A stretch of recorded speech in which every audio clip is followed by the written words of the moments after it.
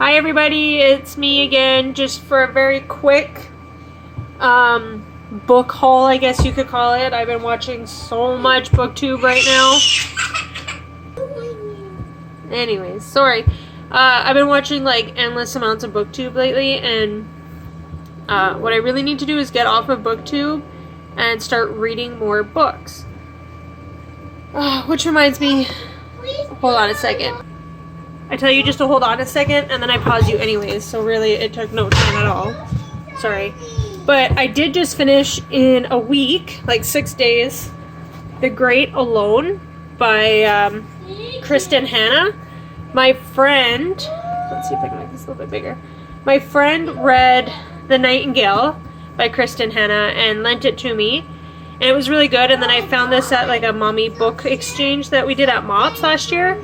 And so I was like, well, I liked the first ones, or the first one of hers that I read. And the lady who had actually left it on the table, she saw me looking at it and she said it was really good.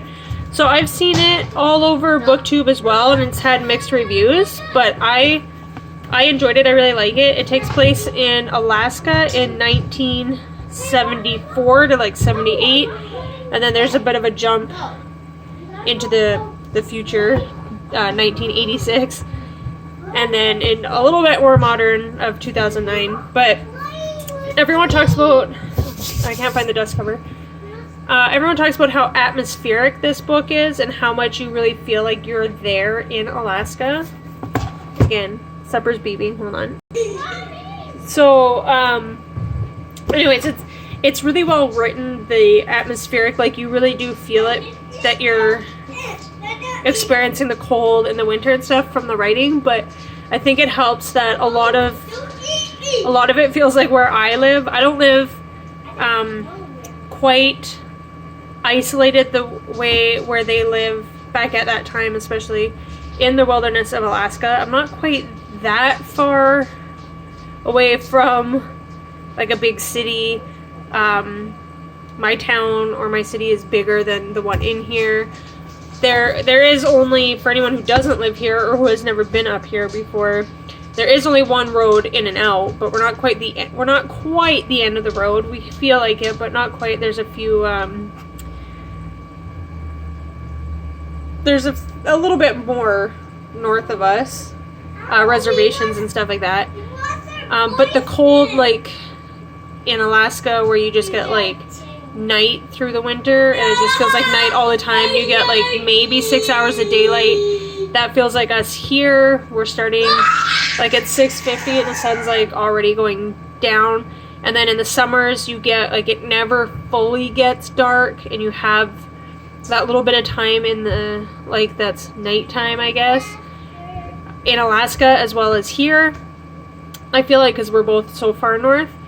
So the cold, long, brutal winters and stuff I really got into it, like could really feel it and picture it because of what we live with here. Anyways, I'm going to pass that on to my friend who passed me The Nightingale. And really quick, why I actually started this video, I forgot that I wanted to do like a book review, I guess. I got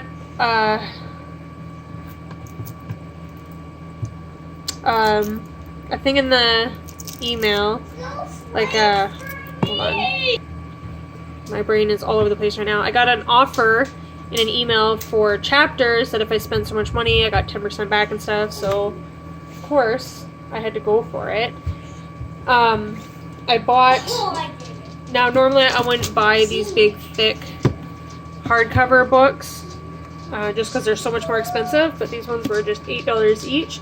Both Michael Connelly, Two Kinds of Truth, and The Late Show. And I scrolled through my reading lists that I keep on my phone, and I don't believe I've read either one of these yet. It's probably because they both came out in like 2017. And these ones are like, Michael Connelly is the author that really got me back, or really got me into reading when I was about 16 years old. Yeah, so he's the kind of author, he does like murder mystery, cop stories. You're usually following a detective. He also does the Lincoln Lawyer series. So obviously in those ones you're following a defense lawyer.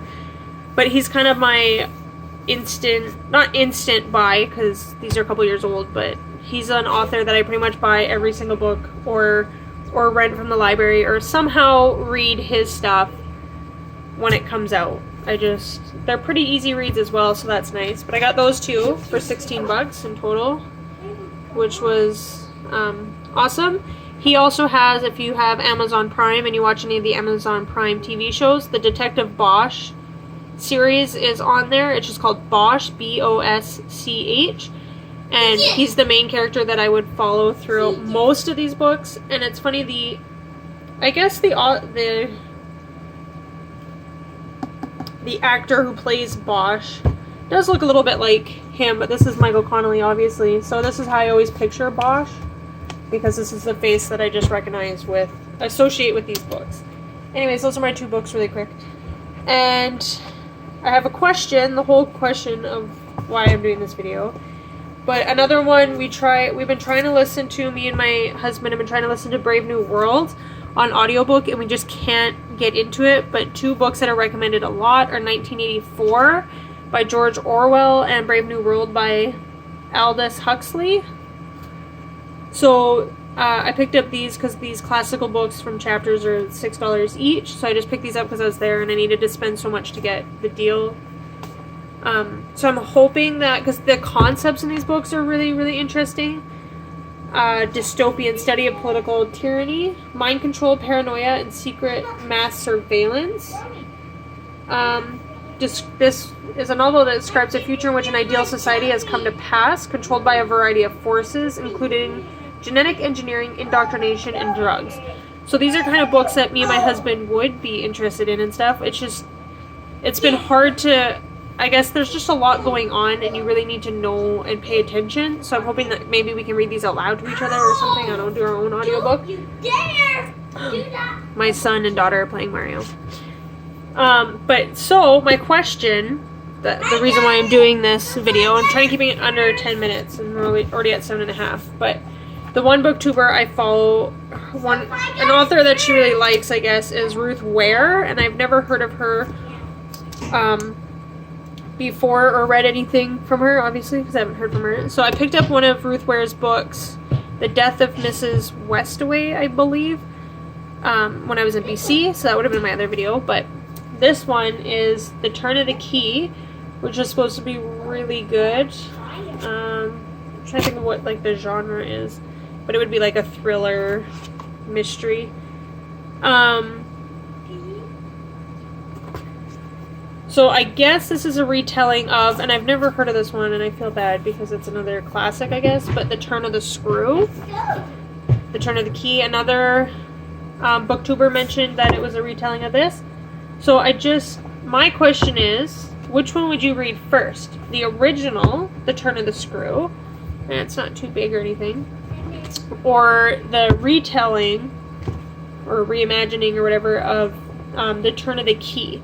So this one involves like a smart house, which sounds really cool. And then this Turn of the Screw. You hurt me! Hold on. Looks like it came out in 1956. So which one?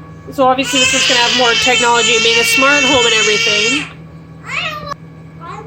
Sorry, Mario is not a good idea with our son. He gets really, really mad, but it's already like way past supper time, so supper soon. Anyways, my question: The Turn of the Screw, The Turn of the Key. Which one do I read first? Right now I'm in the middle of like a light-hearted like romance called Meet Cute. So I won't be reading these just quite yet, but let me know which one. I think just on my own I would go with The Turn of the Screw first, but how would you read it? Let me know. Go on YouTube, help me out, go on YouTube, like this video, subscribe if you like this content, if you want to see more. I'll be doing mommy moments and stuff as well. Obviously that's what the channel is mainly about. I never intended to get on BookTube, but I am a mommy who likes to read. as my book says, owl be reading, and I love owls. So, anyways, like, subscribe, all that good stuff. Thanks for watching, and comment down below if I should watch Turn of the Screw or the Turn of the Key. Bye. See you next time.